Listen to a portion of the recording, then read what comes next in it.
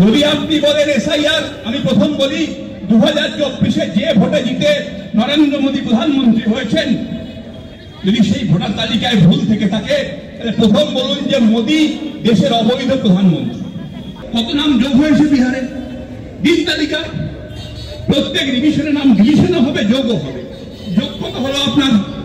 যোগ তো হয় না, শুভ বিয়োগ, শুভ বিয়োগ। আসল গল্পটা হচ্ছে পশ্চিমবঙ্গে জেনুইন ভোটারদের নাম কেটে দেওয়ার একটা চক্রান্ত হচ্ছে।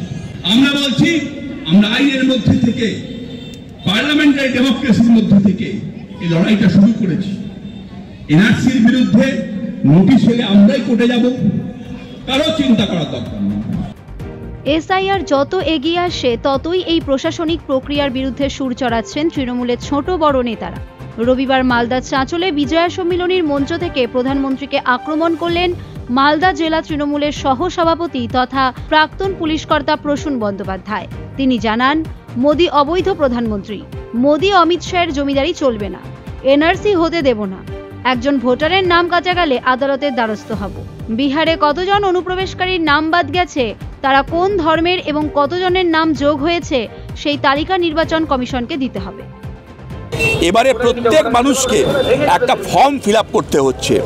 তার মানে হচ্ছে ওই ডেটাবেসটাকে বেস করে বিজেপির চক্রান্তটা হচ্ছে যে এনআরসি ডেটাবেসটাকে করতে পারছিল না, ওই ডেটাবেসটা কাজে লাগাবে টু ইমপ্লিমেন্ট দ্য এনআরসি। আমরা বলছি এসআইআর হচ্ছে ব্যাকডোর দিয়ে এনআরসি ঢোকানোর চেষ্টা, বিকজ এই ইনুমারেশন ফর্ম হচ্ছে সেই ইনস্ট্রুমেন্টটা।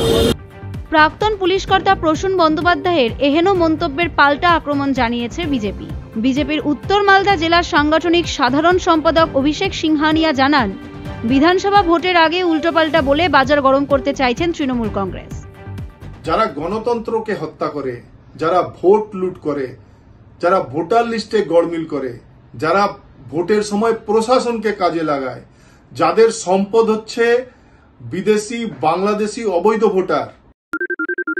সোনাক্ষী, মশলা কোথায়?